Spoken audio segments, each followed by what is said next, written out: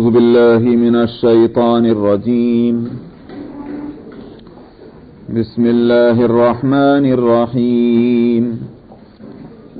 أفغير الله أبتغي حكما وهو الذي أنزل إليكم الكتاب مفصلا والذين آتيناهم الكتاب يعلمون أنه منزل من ربك بالحق فلا تكونن من الممترين.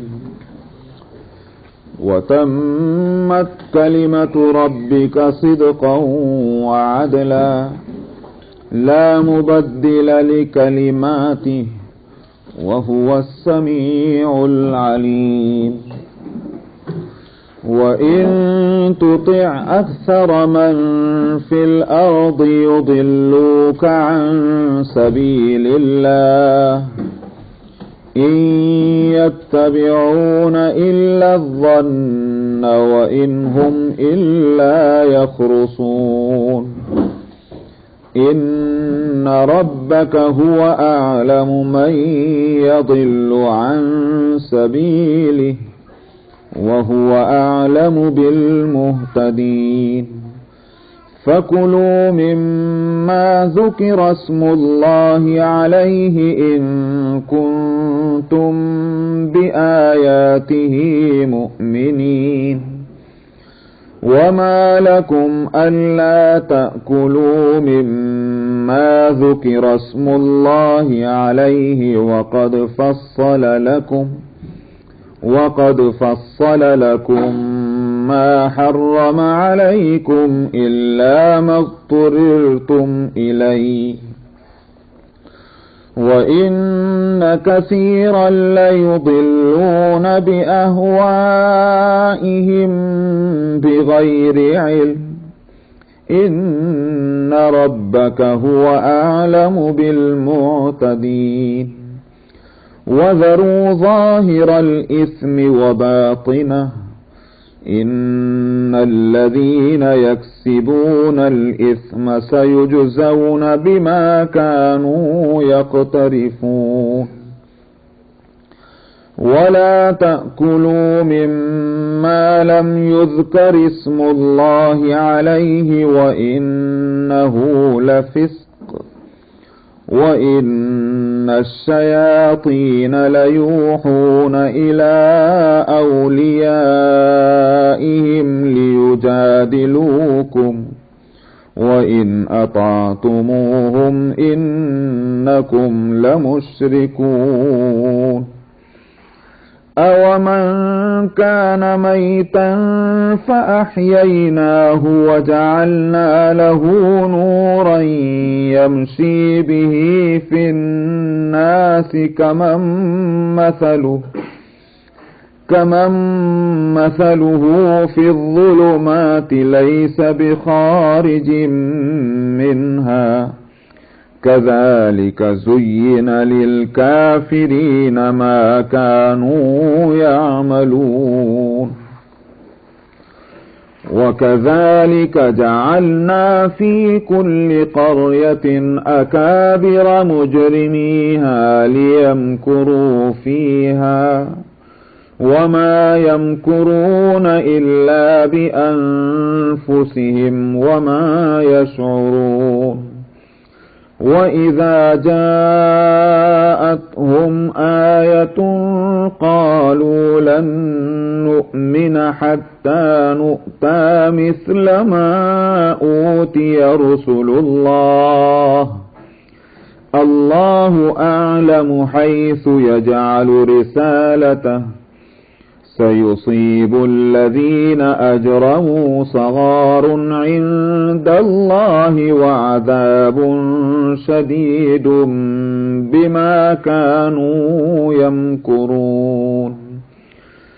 فمن يرد الله أن يهديه يشرح صدره للإسلام ومن يرد أن يضله يجعل صدره ضيقا حرجا كأنما يصعد في السماء كذلك يجعل الله الرجس على الذين لا يؤمنون وهذا صراط ربك مستقيما قد فصلنا الآيات لقوم يذكرون لهم دار السلام عند ربهم وهو وليهم بما كانوا يعملون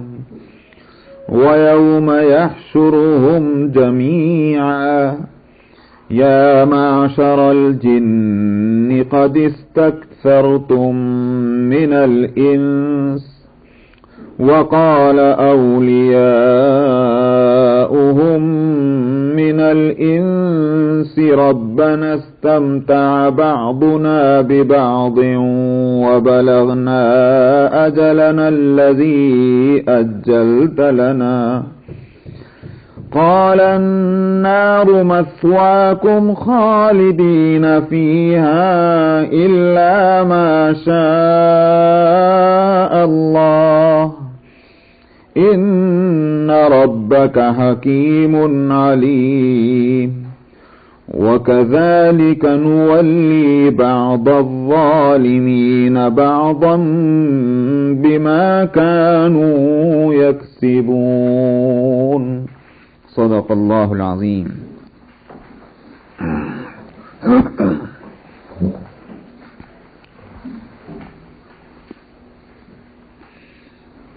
گزشتہ آیتوں میں جو مضمون چل رہا تھا اس کے پیچھے دراصل فرمائش تھی کفار اور مشرکین مکہ کی، اور وہ یہ تھی کہ ہم آپ کو نبی جب مانیں جب آپ ہماری فرمائش کے مطابق صفا پہاڑ کو سونے کا پہاڑ بنا دیں. اگر آپ ایسا کر لیں گے تو چونکہ آپ کے یہ معجزہ آپ کا جو ہوگا اول تو ہماری فرمائش کے مطابق ہوگا، دوسری بات یہ ہے کہ اس سے ہم کو فائدہ ہوگا.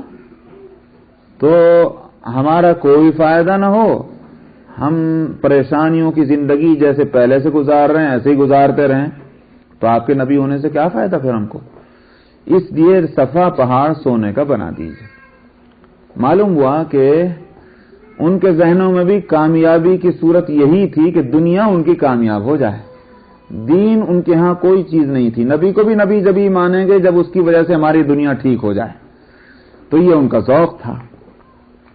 تو اس کے جوابات وہاں دیے گئے کہ، اور میں نے بتلایا تھا کہ نبی کریم صلی اللہ علیہ وسلم نے ارادہ فرمایا کہ دعا کر لیں ان کے لیے، اللہ کے لیے کوئی مشکل بات نہیں کہ صفا پہاڑ سونے کا ہو جائے. اگر ہو گیا تو ہو سکتا ہے کہ بہت سے لوگ اسلام قبول کر لیں گے. تو روک دیا گیا کہ ایسا نہیں، یہ اسلام قبول کرنے والے نہیں، اور جب اسلام نہیں قبول کریں گے تو فرمائشی معجزے کے بعد اس کے سوا کوئی دوسری صورت نہیں کہ پھر یہ ہلاک کیے جائیں. کیا آپ چاہتے ہیں کہ ہلاک ہوں؟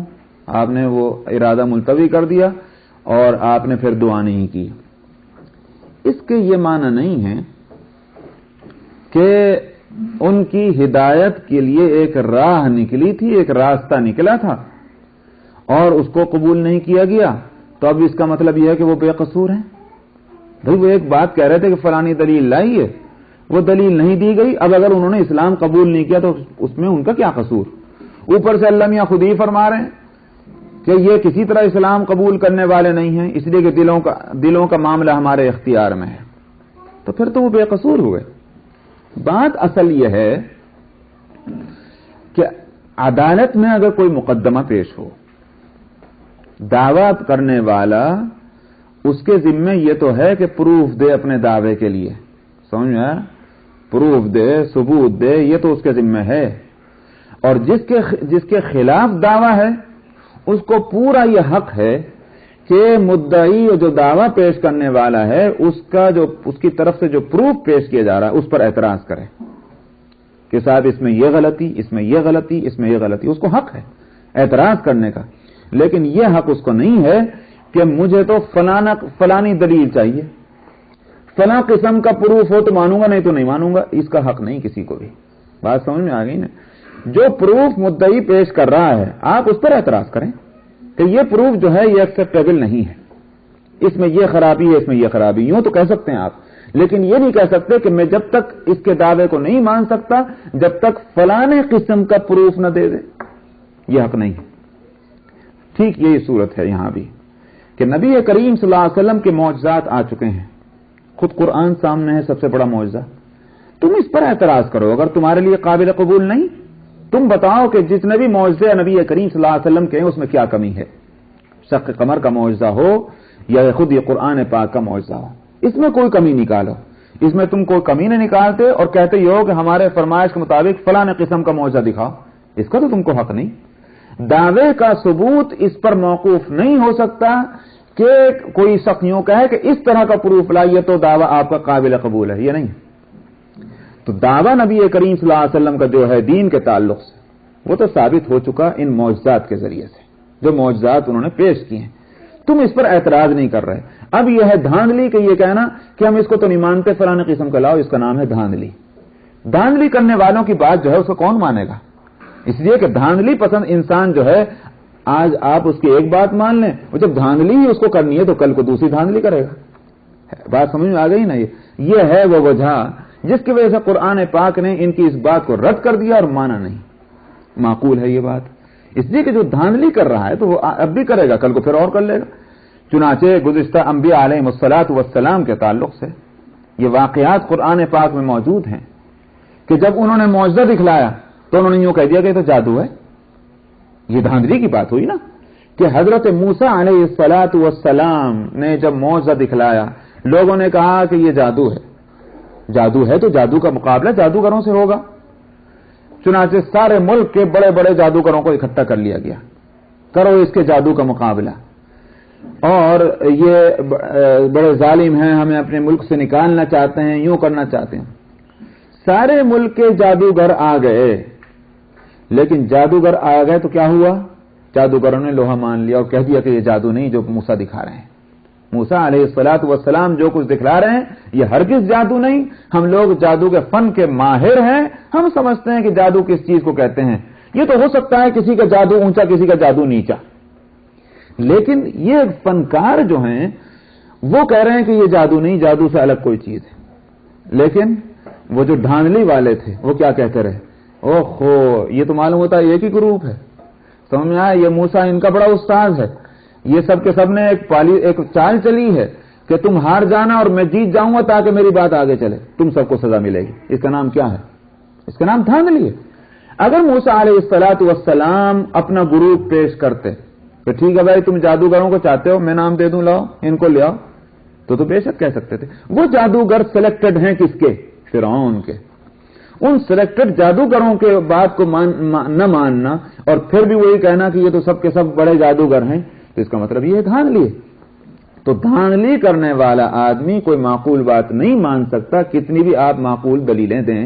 اس واسطے قرآن پاک نے ان کی بات کو نہیں مانا، اور وہ کسی طرح سے یہ نہیں ہو سکتا کہ بے قصور ہیں، وہ قصوروار ہیں اسلام کے قبول نہ کرنے کے تعلق سے۔ یہاں سے فرما رہے ہیں افغیر اللہ ابتغی حکما، کہ میرا اور تمہارا جھگڑا کس بات میں ہے؟ دعوی رسالت میں۔ میں نبی ہونے کا دعویٰ کر رہا ہوں، تم مان نہیں رہے، تو اب اس میں نے کچھ دلیلیں دی ہیں، جو اللہ نے مجھ کو دلیلیں دی وہ میں نے دلیلیں تمہارے سامنے پیش کر دیں، تم اس کو نہیں مانتے، اس کا مطلب یہ کہ اللہ کی دی ہوئی دلیلوں کو نہیں مانتے۔ تو اللہ کی دی ہوئی دلیلوں کو نہ ماننے کا مطلب اللہ کا فیصلہ نہیں مانتے۔ تو کیا میں اللہ کے علاوہ کسی اور کے پاس جاؤں فیصلہ کرانے کے لیے؟ یہ ہے بات۔ افغیر اللہ ابتغی حکما، کیا پھر اللہ کے علاوہ میں کسی اور کو فیصلہ کرنے والے کی حیثیت سے تلاش کروں؟ وَهُوَ الَّذِي أَنزَلَ إِلَيْكُمُ الْكِتَابَ مُفَصَّلًا، اب وہ دلیل جو اللہ تعالیٰ نے دی، جو فیصلہ کن دلیل ہے، دلیل بھی ہے اور فیصلہ بھی ہے، وہ اس کی تفصیل یہاں ہو رہی۔ وہی وہ ذات ہے کہ جس نے اتارا ہے تمہاری طرف کتاب کو تفصیل والی کتاب بنا کر مفصلہ. والذین آتیناہم الکتاب یعلمون انہ منزل من ربک بالحق، اور جن لوگوں کو کتاب دی گئی ہے، کتاب سے مراد کون؟ یعنی تورات اور انجیل، یعنی اہل کتاب. تو جن لوگوں کو ہم نے کتاب دی ہے وہ جانتے ہیں کہ یہ قرآن جو ہے یہ اتارا ہوا ہے آپ کے رب کی طرف سے برحق. قرآن بھی ایسی کتاب نہیں، سمجھ میں نہیں آ رہا کہ یہ قرآن کیا ہے. اہل کتاب جو علم آشنا ہیں، علم سے واقف ہیں، علم کے مزاج کو سمجھتے ہیں، جیسے ہی قرآن کو انہوں نے پڑھا اور سنا سمجھ گئے یہ قرآن اللہ کا کلام ہے، قرآن اس کی شہادت دے رہا ہے، اللہ میاں اس کی شہادت دے رہے ہیں کہ وہ جانتے ہیں کہ یہ اللہ تیرے رب کی طرف سے آیا ہے سچائی کے ساتھ. فلا تکونن من الممترین، بس اے پیغمبر آپ شک کرنے والے میں نہ ہوں. پیغمبر کہاں سے شک کرنے والے ہوں گے؟ لیکن سنانا پیغمبر کو، خطاب پیغمبر کو ہے، سنانا دوسروں کو ہے. قرآن پاک کے کلام خداوندی ہونے میں کوئی شک نہ کرے، اس لیے کہ ہر آدمی مخالف اور موافق اس کو سمجھ چکا ہے کہ کسی انسان کا کلام نہیں. وَتَمَّتْ كَلِمَةُ رَبِّكَ صِدْقًا وَعَدْلًا، اور پوری ہو گئی بات آپ کے رب کی. یا بات تو لفظی ترجمہ ہے کلمتو کا، مفسرین نے یہاں ترجمہ کیا ہے قرآن. کلمہ سے مراد ہے یہاں قرآن. اور بات بھی اگر ترجمہ کریں تو بات تو وہ قرآن ہی ہے، اللہ کی.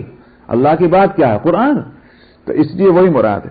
تو اس لیے یوں بھی کہہ سکتے ہیں کہ پورا ہے قرآن تیرے رب کا، مکمل ہے قرآن تیرے رب کا، سچائی کے اعتبار سے اور عدل اور انصاف کے اعتبار سے. آپ کو اس کے معنی اور مطلب جو ہے ابھی کھل جائیں گے، میں صرف ترجمہ کر رہا ہوں. لا مبدل لکلماتہ، اس کے باتوں میں کوئی تبدیلی آنے والی نہیں ہے. یا یوں کہیے کہ محاورے کے اعتبار سے اس کے قرآن کے اندر کوئی چینجنگ ہونے والی نہیں ہے. وہ السمیع العلیم، اور وہ سننے والا اور جاننے والا ہے. یہاں یہ جو دو آیتیں آئی ہیں کہاں سے، افغیر اللہ والذین افغیر اللہ یبتغی حکما سے اور وہ السمیع العلیم تک، اس میں دراصل قرآن پاک کی بعض صفتیں بتلائی گئی ہیں اور جو قرآن کی حیثیت کو کھولنے والی ہیں. پہلی صفت تو یہ ہے کہ یہ اللہ کی طرف سے اترا ہوا ہے، انزل الیکم الکتاب. ایک بات تو یہ ہو گئی، منزل من اللہ ہے. دوسری بات یہ ہے کہ جو اس کا سبجیکٹ ہے ہدایت، اس ہدایت کے سبجیکٹ سے متعلق جتنی چیزیں ہیں اس کو بڑی تفصیل کے ساتھ قرآن نے بیان کیا ہے، کوئی چیز گنجلک نہیں چھوڑی. ہدایت کا طلبگار اگر قرآن کا مطالعہ کرتا ہے تو ہدایت کے اعتبار سے اس میں کوئی تشنگی باقی نہیں رہتی. آج بھی آپ دیکھ لیجئے، کم ہوں گے وہ لوگ کہ جنہوں نے قرآن کے علاوہ کسی اور اسلامی کتاب کو پڑھ کر اسلام قبول کیا ہو. زیادہ تعداد اسلام قبول کرنے والوں کی ان کی ہے کہ جنہوں نے قرآن پڑھ کر اسلام قبول کیا. سمجھا رہی ہیں میری بات؟ یعنی جنہوں نے کتابیں پڑھ کر قبول کیا ہے اسلام. ایک تو یہ کہ میری تقریر سے، آپ کی تقریر سے، آپ کی تبلیغ میری تبلیغ سے قبول کر لیا، وہ مسئلہ الگ ہے. لیکن جنہوں نے سیلف اسٹڈی کی ہے، خود سے جنہوں نے مطالعہ کیا ہے، دوسری کتابوں سے گویا اسلام کے تعلق سے اطمینان انہوں نے کم حاصل کیا بنسبت قرآن کے، چاہے انہوں نے ترجمہ پڑھ کر کیا ہو یا اصل عربی قرآن پڑھ کر کیا ہو. لیکن قرآن پڑھ کر اسلام قبول کرنے والوں کی تعداد بہت زیادہ ہے. وجہ سمجھیے آپ نے کیا؟ وجہ اس کی یہی ہے کہ قرآن اپنی جگہ پر اتنی مفصل کتاب ہے کہ مسائل چاہے اس میں تفصیل سے نہ ملیں، لیکن ہدایت کا مضمون اس میں پوری تفصیل کے ساتھ موجود ہے. ایمانیات کی اور عقیدے کی بحثیں قرآن میں ایسی ہیں کہ ذرہ برابر اس کے بعد کوئی شک اور شبہ ایمان کے کسی شعبے سے متعلق باقی نہیں رہتا. اللہ کی ذات، اللہ کے صفات، نبی کریم صلی اللہ علیہ وسلم کی نبوت، قیامت کا تعلق، جنت اور دوزخ کا تعلق، ان ساری چیزوں سے اتنی تفصیل کے ساتھ قرآن نے بحث کی ہے کہ اب شبہ کی کوئی گنجائش نہیں. یہ ہے قرآن پاک کا دوسرا ایک وصف کہ مفصل ہے اپنے سبجیکٹ کے اعتبار سے. ورنہ کتابیں وہ لکھی جاتی ہیں کہ آدمی کہیں نہ کہیں یہ کہہ سکتا ہے کہ بھئی فلانی چیز اس میں رہ گئی، اور یوں سمجھ لیتے ہیں کہ بھائی آدمیوں کی کتاب ہے، ہر آدمی تو پوری مکمل کتاب لکھا بھی نہیں کرتا، دوسرے لکھیں گے، بہت اچھی کتاب ہے، لیکن بہت اچھی کتاب ہونے کے یہ معنی کوئی بھی نہیں سمجھتا کہ اپنے سبجیکٹ میں اتنی مکمل ہے کہ کوئی جز اس نے چھوڑا نہیں۔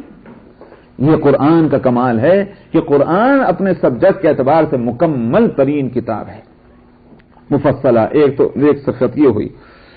تیسرا وصف اس کا یہ ہے کہ یہ کتاب انوکھی نہیں ہے، حالانکہ عجیب بات یہ ہے کہ کلام خداوندی پہلی دفعہ دنیا میں اترا ہے۔ کتابیں تو پہلے بھی اتری، لیکن کلام خداوندی پہلی دفعہ اترا۔ جو چیز پہلی دفعہ اتری ہو وہ اجنبی ہوا کرتی ہے، اجنبی ہے تو اس کو کون پہچانے گا؟ لیکن عجیب تماشا یہ ہے کہ جن کو تھوڑا سا بھی علم تھا انہوں نے قرآن کو سنا، فوراً سمجھ گئی کہ اسلام کا کسی انسان کا کلام نہیں ہے۔ یہ تیسرا وصف ہے قرآن کا کہ سننے والے اور دیکھنے والے اور پڑھنے والوں نے اس کو تسلیم کیا کہ یہ قرآن جو ہے خدا کا کلام تو ہے، کسی انسان کا کلام نہیں۔ اسی لیے جب قرآن نے چیلنج کیا کہ لاؤ تم اس جیسی ایک سورت بنا کر، اور نبی کریم صلی اللہ علیہ وسلم نے سب سے چھوٹی سورت قرآن کی جو ہے وہ کیا ہے؟ کون سی ہے؟ سورۃ الکوثر۔ تو انا اعطیناک الکوثر، یہ سب سے چھوٹی سورت ہے قرآن کی، تو بڑی سورت نہیں، سب سے چھوٹی سورت لکھ کر کے اور لکھوا کر آپ نے خانہ کعبہ پر لٹکوا دی۔ اس زمانے میں دستور یہ ہوا کرتا تھا کہ کوئی اعلان عام کرنا ہوتا یا کوئی چیلنج سب کو کرنا ہوتا، بیت اللہ کے پردے کے اوپر ایک چیز لکھ کر لٹکا دیا کرتے تھے، بھئی یہ اعلان ہے، مطلب یہ قانون عام ہو چکا ہے، بس اب یہ نافذ ہو گیا۔ یہ اس زمانے میں دستور تھا۔ چنانچہ آپ کو یاد ہوگا کہ سیرت کی کتابوں میں پڑھا ہوا یا کہیں تقریروں میں سنا ہوا کہ نبی کریم صلی اللہ علیہ وسلم اور آپ کے خاندان بنی ہاشم کا جو بائیکاٹ کیا گیا تھا، شعب ابی طالب میں آپ کو لے جا کر گویا قید کر دیا گیا پورے خاندان کو، تو وہ بائیکاٹ کا جو تحریر تھی وہ بھی بیت اللہ پر لکھ کر لگا دی گئی تھی کہ سارے عرب کے لوگ اس بات کو سن لیں کہ بنو ہاشم کا بائیکاٹ کیا جا چکا، اب کوئی جو ان کا ساتھ دے گا تو مکے والوں کا دشمن ہوگا، وہ تو لکھ کر لگا دی گئی۔ ٹھیک اسی طرح سے نبی کریم صلی اللہ علیہ وسلم نے سورۃ الکوثر لکھوا کر کے اور بطور چیلنج کے خانہ کعبہ پر لٹکوا دی کہ بھئی اگر تمہیں شک اور شبہ ہے اس کے کلام خداوندی ہونے میں، تم بھی انسان ہو، اپنی زبان دانی میں کسی سے پیچھے نہیں ہو، جمع کر لو لوگوں کو، کوششیں کر لو اور اس جیسی کوئی ایک سورت بنا کے لے آؤ۔ مدتوں لٹکی رہی وہ سورت لکھی ہوئی بیت اللہ پر، آخر کئی مہینوں کے بعد اس کے بعد جس نے لکھا تو یہ لکھا ما ھذا قول البشر انا اعطیناک الکوثر فصل لربک وانحر ان شانئک ھو الابتر ما ھذا قول البشر۔ اس کے وزن پہ لکھا تو یہ لکھا کہ یہ کسی انسان کا کلام نہیں ہے۔ کئی مہینوں کے بعد یہ لکھا کسی نے، تو یہ قرآن ایک اجنبی قرآن گویا کلام ہے، پہلی مرتبہ آیا، لیکن ہر شخص نے سننے کے بعد اور دیکھنے کے بعد پہچان لیا کہ یہ انسان کا کلام نہیں، یہ خدا کا کلام ہے۔ اس لیے یہ تیسرا وصف ہوا قرآن کا۔ اور اس کے بعد چوتھا وصف کیا ہے؟ وَتَمَّتْ كَلِمَةُ رَبِّكَ، مکمل ہے کتاب۔ قرآن جو ہے وہ اپنی جگہ مکمل ہے۔ مکمل کس اعتبار سے؟ مکمل اس اعتبار سے کہ آپ دیکھیں کہ دین کے جتنے شعبے ہیں، دین کے جتنے شعبے ہیں، ہم لوگ تو یوں سمجھتے ہیں کہ دین اور دنیا الگ ہے، میں دنیا کو دین میں شامل کر کے بول رہا ہوں، اس لیے کہ مسلمان کے لیے دنیا دین سے الگ کوئی چیز نہیں۔ دنیا کو اگر دین سے الگ کر لیجئے تو وہ جہنم ہے، سمجھ میں آیا؟ اس لیے دین جو ہے وہ شامل ہے دنیا کو بھی اسلام کے نظر میں۔ تو دین کے جتنے شعبے ہیں، یا یوں کہیے کہ انسانی زندگی کے جتنے شعبے ہیں، یہ زیادہ بہتر لفظ ہوگا، ان سب کے اصول جو ہیں وہ قرآن پاک میں موجود ہیں۔ کوئی شعبہ انسان کی زندگی کا ایسا نہیں چھوڑا گیا کہ جس میں اس کو ہدایت نہ دی گئی ہو۔ معاملات ہوں، اخلاق ہوں، بزنس بیوپار ہو، کھانے اور پینا ہو، عبادتیں ہوں، وہ کون سی چیز، یا اسی طرح سے معاشرت اور بہیویئر ہو، ایک ایک چیز کے تعلق سے قرآن پاک نے اصولی ہدایات دی۔ یا تو یوں کہیے کہ اصول بتلائے گئے، دو طریقے ہوتے ہیں، دیکھیے دو چیزیں ہوا کرتی ہیں، یا تو ہوتا ہے کہ اصول بتلائے جاتے ہیں، وہ اصول کہ جو بہت سے جزیات اس سے نکل جائیں، ایک قاعدہ تو یہ ہوتا ہے مسائل کے نکالنے کا، اور دوسرا طریقہ اس کے اپوزٹ ہوتا ہے۔ اس کے اپوزٹ کیا کہ ایک جزیہ بتلا دیا، سمجھ میں آیا نہیں، ایک مسئلہ بیان کر دیا، لیکن اس مسئلے میں جو غور کیا تو اس کے اندر کوئی اصول رکھا ہوا نظر آ رہا ہے، اس میں سے کوئی اصول نکل رہا ہے، اور اس اصول سے بہت سے مسائل دوسرے نکل آئیں گے۔ یہ دو طریقے ہوتے ہیں مسائل کے نکالنے کے۔ قرآن پاک میں کہیں تو اصول بتلائے گئے ہیں اور کہیں ایک جزیہ بتلا دیا گیا۔ ہم لوگ یوں سوچا کرتے ہیں، بعض لوگ، قرآن اللہ کا کلام ہے، کتاب ہدایت ہے، اس میں بعض چھوٹے چھوٹے واقعات کیوں بیان کر دیے؟ حقیقت یہ ہے کہ وہ واقع اپنی جگہ جو ہے اگرچہ جزئیہ ہے، لیکن اس میں اگر غور کیا جائے تو اس میں سے اصول نکلتا ہے، اور اس اصول سے فقہا بہت سے مسائل نکال لیتے ہیں۔ سمجھ میں آگے نہیں بات یہ؟ تو قرآن میں کوئی اسی واسطے دعویٰ کیا ہے کہ تبیانا لکل شیء، جو قرآن شریف میں کہا گیا کہ قرآن ہر چیز کی وضاحت کرنے والا کلام ہے، تو بعض علماء تو یہ کہتے ہیں کہ کوئی مسئلہ دنیا کا ایسا نہیں جو قرآن میں موجود نہ ہو، لیکن اس کا یہ معنی نہیں کہ ہم بقول شخص کسی نے کہا کہ صاحب اچھا قرآن میں ہر چیزیں، یوں بتاؤ ہوائی جہاز بھی ہے کیا قرآن میں؟ یہ تو حماقت ہوگی بھائی۔ قرآن جو ہے وہ دراصل ہدایت کا ایک اصولی کتاب ہے، اس میں ہدایت سے متعلق چیزیں ہم کو تلاش کرنی ہیں۔ انسان کی زندگی کیسی وہ ہو کہ جس کو یوں کہا جائے کہ اس میں ہدایت ہے، اور کیسی وہ ہو کہ جس کو یہ کہا جائے کہ یہ ہدایت سے دور ہے، اس اعتبار سے ہر چیز کو قرآن میں تلاش کریں گے۔ نہیں ہے کہ یوں دیکھیں کہ صاحب درخت کے اندر جو ہے جڑ میں پانی کتنا دینا چاہیے اور کتنا نہیں دینا چاہیے، ظاہر ہے کہ اس چیز کو قرآن میں تلاش کرنا غلط ہے۔ تو تبیانا لکل شیء کے معنی یہ ہے کہ ہر مسئلہ قرآن پاک میں موجود ہے۔ اسی واسطے کسی شخص نے سوال کیا کہ کسی صحابی سے، کیا تھا مسئلہ، کہ فلانا مسئلہ قرآن میں ہے کیا؟ اس نے کہا کہ ہاں ہے۔ ہے غالباً کچھ عورتوں سے متعلق مسئلہ تھا، مجھے اس وقت صحیح یاد نہیں آ رہا ہے کیا مسئلہ تھا۔ تو انہوں نے کہا کہ یہ قرآن میں ہے کیا؟ انہوں نے کہا کہ ہاں ہے۔ انہوں نے کہا ہے قرآن میں یہ مسئلہ کہا؟ ہم نے تو پورا قرآن پڑھ لیا، یہ مسئلہ تو کہیں ملا ہی نہیں قرآن میں۔ تو کہنے لگے تم نے یہ نہیں پڑھا کہ ما آتاکم الرسول فخذوہ وما نہاکم عنہ فانتہوا؟ انہوں نے کہا ہاں یہ تو پڑھا، پھر اور کیا چاہتے ہو؟ جو رسول لے کر آئے اس کو تم لے لو، اور جس چیز سے وہ روکے اس سے رک جاؤ۔ تو جب یہ بات ہے قرآن میں، اب ہر چیز کو براہ راست قرآن میں کیوں دیکھتے ہو؟ اب پیغمبر نے اگر ایک چیز کو بتلا دیا ہے تو قرآن کی اس آیت کی روشنی میں یہ کہا جائے گا کہ یہ مسئلہ قرآن میں موجود ہے۔ آئی بات سمجھ میں نہیں؟ تو خیر یہ تو بہت آگے کی بات ہے، لیکن حقیقت یہ ہے کہ اصول قرآن پاک میں موجود ہیں۔ اس کو فرمایا گیا وَتَمَّتْ کَلِمَتُ رَبِّکَ، مکمل ہے تیرے رب کا کلام اور تیرے رب کا قرآن یا اس کا قول۔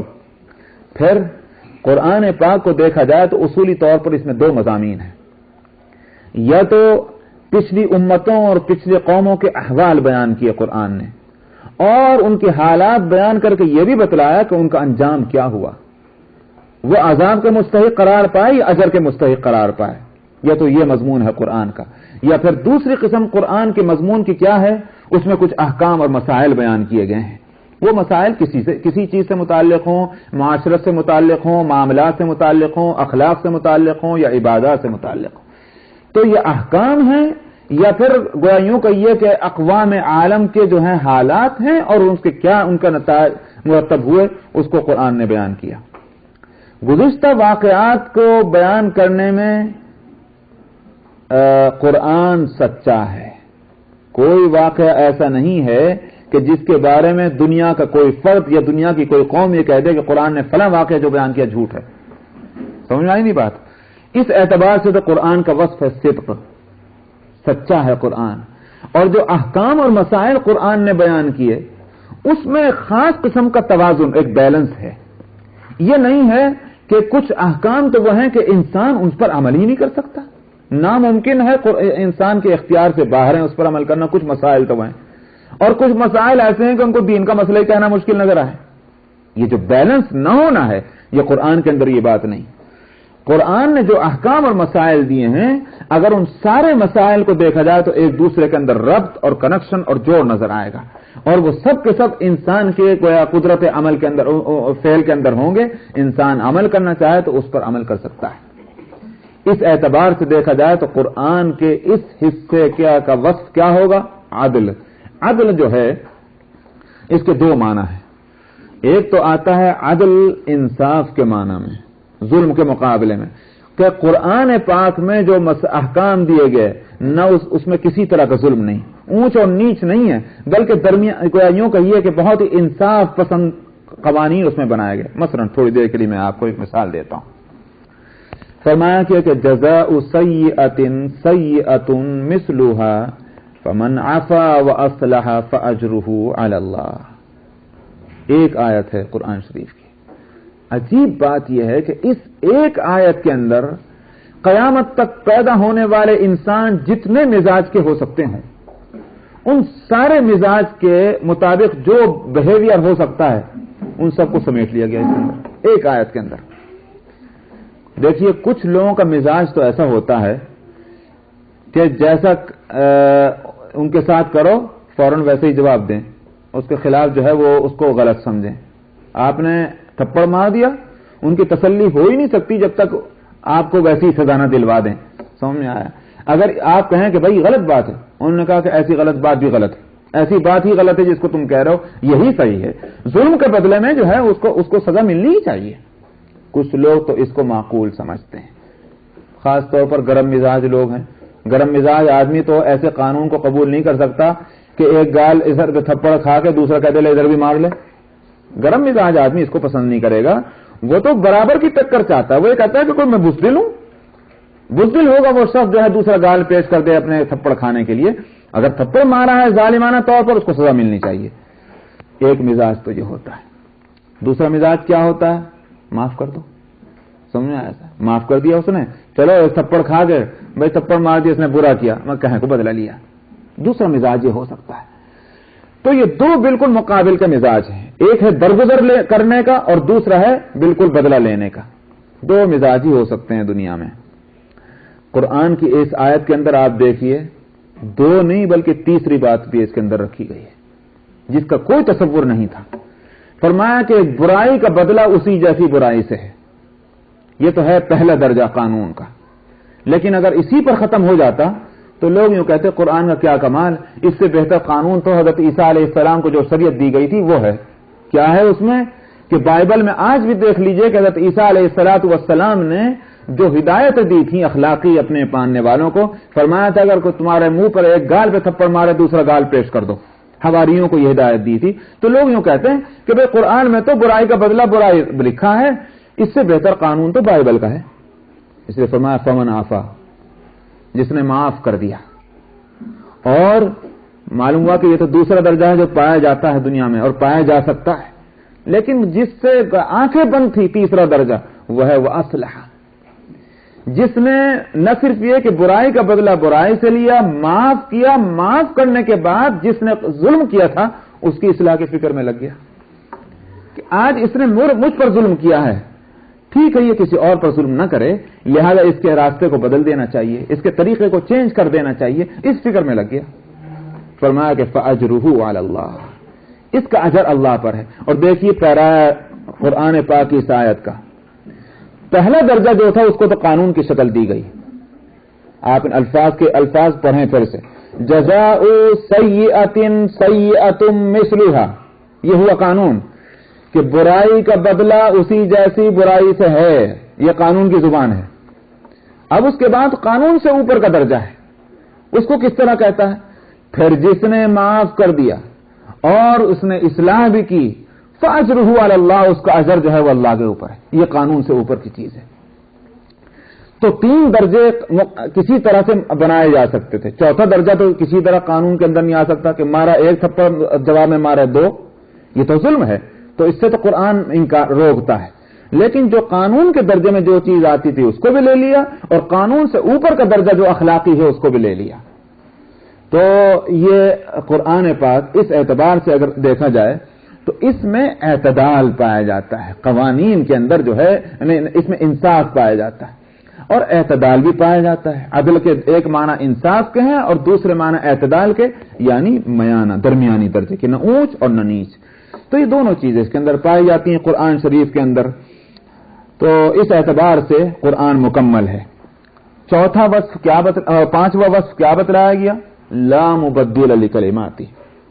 मालूम हुआ कुरान शरीफ जो अल्लाह का कलाम है, ये पिछली किताबों की तरह इसके साथ हशर नहीं कर सकता कोई, इसके साथ मामला नहीं कर सकता कि जैसा जी में आया मसला इसका बदल दिया, लफ्ज को उठा दिया पढ़ा दिया, ऐसा नहीं। इसके अंदर कोई तब्दीली नहीं आ सकती। समझ में आया? दो ही सूरतें हो सकती हैं तब्दीली आने की, या तो कोई दूसरा इंसान जो है अजराह शरारत कुरान में कोई तगय्युर करे, जैसा कि पिछली किताबों के अंदर हुआ। इस एतबार से भी कुरान महफूज। फरमाया कि इन्ना नहनु नज़्ज़लना ज़िक्र व इन्ना लहु लहाफ़िज़ून, हमने ये कुरान उतारा है और हम ही इसके मुहाफिज हैं। अल्लाह जिसका मुहाफिज, जिसे खुदा रखे उसे कौन चखे। समझ में आया? अल्लाह की हिफाजत के उस निजाम को तोड़ने की ताकत किसके अंदर हो सकती। तो एक तो इस एतबार से भी महफूज, और इस एतबार से भी महफूज हो गया कि खुद अल्लाह में अभी इसके अंदर तब्दीली नहीं करेंगे, अगरचे अल्लाह को कुदरत है तब्दीली करने की, लेकिन इस एतबार से भी महफूज हो गया इन लफ्जों के रोशनी में कि अल्लाह में अभी अब इसके अंदर कोई तगय्युर करने वाले नहीं है। अल्लाह ने मुकम्मल कुरान उतार दिया और यह ऐलान कर दिया कि अब इसके अंदर कोई तब्दीली होने वाली नहीं, यह आखिरी कानून है। तो ये हैं 5 औसाफ कुरान के। ऐसी सिफतों वाली दलील जो है मेरी नबूवत के लिए आ चुकी है, अब ऐसे, और वो फैसलाकुन दलील है। अब इसके बाद मैं किसी और के पास जाऊं अपना झगड़ा निपटाने के लिए कि जिससे तुमको तसल्ली हो जाए कि मैं नबी हूं कि नहीं हूं। यह है इन 2 आयतों का हासिल। व इन तुति अक्सर मन फिल अर्दी युदिल्लूका अन सबीलिल्लाह। और हो सकता था कि जैसे कि नबी करीम सल्लल्लाहु अलैहि वसल्लम ने अज़राह शफ़क़त उनके लिए दुआ करने का इरादा किया था और फिर अज़राह शफ़क़त दुआ से हाथ भी रोक लिए थे, हो सकता है कि इसी नरमी मिजाज का ये असर पड़े कि आप कुछ बातें उनकी मान लें। ये हो सकता था, अगरचे हुआ नहीं कभी भी, मगर उस यूं का एक आइंदा के पेश आने वाले किसी खतरे को पहले ही रोका जा रहा है। वह इन तोते, और अगर आपने पैरवी कर ली जमीन में जो लोग हैं उनमें से अक्सर की, तो युदिल्लूका अन सबीलिल्लाह। यानी मतलब यह नहीं है कि अक्सर की पैरवी करने का मतलब यह नहीं कि आप कम लोगों की तो पैरवी कर सकते हैं, अक्सर की नहीं कर सकते। अक्सर का ताल्लुक है युदिल्लूका से। अगर आपने इन लोगों की पैरवी कर ली तो इनमें से अक्सर लोग क्या होंगे, वो आपको गुमराही में ले जाकर डालेंगे। ये मतलब क्या है? मतलब यह है कि आप इनसे कंप्रोमाइज करने की फिक्र छोड़ दें। कंप्रोमाइज क्यों किया जाता है? इसलिए किया जाता है कि भाई एक किनारे तो हम खड़े, दूसरा किनारा वो खड़ा। अब मिलने की कोई सूरत क्या हो सकती है? यही तो हो सकती है भाई कुछ वो उधर से चले, कुछ हम इधर से चले, तो मिल जाएंगे। लेकिन अगर ये आदमी जिसने कंप्रोमाइज करने का इरादा किया ये तो चल पड़े और वो अपनी जगह टिका रहे, तो फिर जाहिर है कि इसका नाम कंप्रोमाइज नहीं है। समझ में आई नहीं बात? तो नबी करीम सल्लल्लाहु अलैहि वसल्लम तो अच्छी नियत के साथ अगर कभी सोचे भी कि भाई मैं अपनी बात के अंदर थोड़ी नरमी कर लूं, कुछ ये नरमी कर लेंगे, करीब आ जाएंगे, इसलिए फरमाया जा रहा कि नहीं नहीं ऐसा ना सोचिए भी नहीं। क्यों? इसलिए कि आप कितना भी चलें वो अपनी जगह से हटने वाले नहीं है। नतीजा उसका यह होगा कि आप गुमराही पर पहुंच जाएंगे। तो इससे रोक दिया गया, जैसा कि खुद आप सूरह बकरा में पढ़ चुके हैं। सूरह बकरा में फरमाया गया कि वलन तरदा अनकल यहूद वलन नसारा हत्ता तत्तबिअ मिल्लतहुम। ये यहूद और नसारा तो आपसे कभी भी राजी नहीं हो सकते, हरगिज राजी नहीं हो सकते जब तक आप इनके पूरे तरीके को न अपना लें। तो आज इस याद होगा मैंने उस वक्त भी कहा था कि हम लोग मुसलमान उज़्र पेश करते हैं। क्या करें साहब, हम ऐसी जगह रहते हैं, ऐसे मुल्क में रहते हैं, ऐसे इलाके में रहते हैं, ऐसी हमारी जॉब है, ऐसी हमारे बिजनेस है, हमें दूसरों को कुछ तरीके इख्तियार करने पड़ते हैं। इससे क्या होगा? फिर आपकी दाल गल जाएगी? हरगिज नहीं। हिंदुस्तान में आपके सामने तजर्बा है। कितने हैं हम पक्के मुसलमान? जाहिर है कि सारे कच्चे ही हैं। समझ में आया? कच्चे ज्यादा हैं, पक्के तो थोड़े ही हैं। लेकिन क्या पक्कों पर वबाल आ रहा है, कच्चे बच रहे हैं? जो भी जुल्म और ज्यादती हो रही है गैरों की तरफ से, क्या इस तरह से हो रही है कि जो पक्के मुसलमान हैं उनसे तो दुश्मनी, और जो कच्चे मुसलमान हैं उनसे उन्होंने सुलह का हाथ मिला लिया हो? ऐसा तो नहीं हो रहा ना। जब ऐसा नहीं हो रहा तो हम कच्चे रहे तो न दुनिया के न दीन के। दुनिया के अगर हम दुनिया का फायदे का न ख्याल करते हुए दीन का फायदा कर लें और पक्के मुसलमान बन जाएं तो चलो दुनिया में नुकसान में रहें कि नफे में रहें, लेकिन आखिरत में तो नफे में रहेंगे कम से कम। لیکن وہ کچا مسلمان جو ہے، جو بہانہ پیش کرتا ہے کہ میں دراصل دنیا کی مجبوریوں سے کچا ہوں، وہ یہاں بھی کچا اور وہاں بھی کچا، اور نہ دنیا والے اس کو ماننے کو تیار، اور آخرت میں تو اس کا کوئی شمار ہی نہیں ہوگا۔ اس لیے یہاں نبی کریم صلی اللہ علیہ وسلم کو بھی روکا جا رہا ہے کہ آپ کسی طرح نرمی نہ کریں دین کے معاملے میں ان کے تعلق سے، اس واسطے کہ ان کا معاملہ کیا ہے، وہ جو قرآن پاک کے سورہ حشر کے اندر فرمایا گیا کہ کمثل الشیطان اذ قال للانسان اکفر فلما کفر قال انی بریء منکم انی اخاف اللہ رب العالمین۔ شیطان جو ہے وہ ایک انسان جب گناہ کرتا ہے، حدیث میں اس کی تفصیل آئی، انسان جب گناہ کرتا ہے شیطان بہت خوش ہوتا ہے، سمجھ میں آیا، اور بہت خوش ہوتا ہے، کہنے کہ آج اس نے جو گناہ کیا اس میں گنجائش نکل گئی ہے، اب میں اس کو بہکا لوں گا دوسرے کام کے لیے۔ تو پہلا گناہ جب انسان کرتا ہے تو شیطان کو امید قائم ہو جاتی ہے کہ اس انسان نے جو ہے میرے لیے راستہ ہموار کر دیا اس کو دعوت دینے کا، اپنے راستے پر چلانے کا۔ نتیجہ یہ کہ دوسرا گناہ کر لیتا ہے، اب شیطان کا کام اور آسان ہو گیا۔ پھر تیسرا، یہاں تک کہ اب وہ گناہ خوب کرنے لگتا ہے، شیطان اس کے بعد الگ ہو جاتا ہے، اب شیطان کو ضرورت نہیں رہتی اس کے ساتھ چلنے کی، اس لیے کہ وہ تو خود ہی شیطان کے پیچھے کھینچا چلا جا رہا ہے۔ تو کمثل الشیطان، جیسے مثال ہے شیطان کی کہ وہ کہتا ہے انسان سے کیا، کفر کر، تو پہلے ہی نہیں کہتا کفر کر، کافر سے بھی کہو کفر کر تو وہ بھی نہیں کہے گا نہیں میں کروں گا کفر، وہ بھی کفر کرنے کو تیار نہیں ہوگا، حالانکہ وہ خود کافر ہے، لیکن کفر لفظ اتنا بدنام ہے کہ کافر سے بھی یوں کہو کہ کفر کر لے تو وہ کہے کیا کہہ رہے صاحب آپ۔ تو اس لیے کہ شیطان جو ہے وہ کفر کر یہ جو اس طرح نہیں کہتا، مطلب یہ ہے کہ وہ آہستہ آہستہ اس راستے پر لے کر چلتا ہے کہ جو کفر کی طرف جانے والا راستہ ہے۔ کیا مطلب؟ یاد رکھیے ہر گناہ کفر کی طرف لے جانے والا ہے۔ سمجھ میں آ گئی نہیں بات؟ ایمان کا تقاضا ہے اسلام، اور بدعملی جو ہے یہ تقاضا ہے کفر کا، یاد رکھیے آپ۔ جتنے ہم لوگ بدعملیاں کریں گے اتنا ہی ہم کفر سے قریب ہوتے چلے جاتے ہیں، اور جتنے ہم نیک عمل کرتے چلے جائیں گے اتنا ہم ایمان اور جو صحیح اسلام ہے اس سے قریب ہوں گے۔ تو انسان گناہ کرتا ہے، اسی واسطے یاد ہوگا میں نے بتلایا تھا کہ محدثین کی ایک بہت بڑی جماعت جو ہے وہ دراصل اعمال کو ایمان کا جز قرار دیتی ہے۔ ایک شخص نماز نہیں پڑھتا بغیر عذر کے، محدثین کے نزدیک وہ کہتے ہیں کہ ایمان میں کمی ہے، اس کے ایمان اس کا ناقص ہے جو شخص نماز نہیں پڑھتا۔ ایک شخص جھوٹ بولا ہے، جان بوجھ کر جھوٹ بولا، محدثین یہ کہتے ہیں کہ یہ شخص اس کے ایمان میں نقصان پیدا ہو گیا، یعنی ایک ایمان ایسا ایک جسم ہے کہ جس میں گھٹت اور بڑھت ہوتی ہے۔ سمجھ میں آیا نہیں ہے؟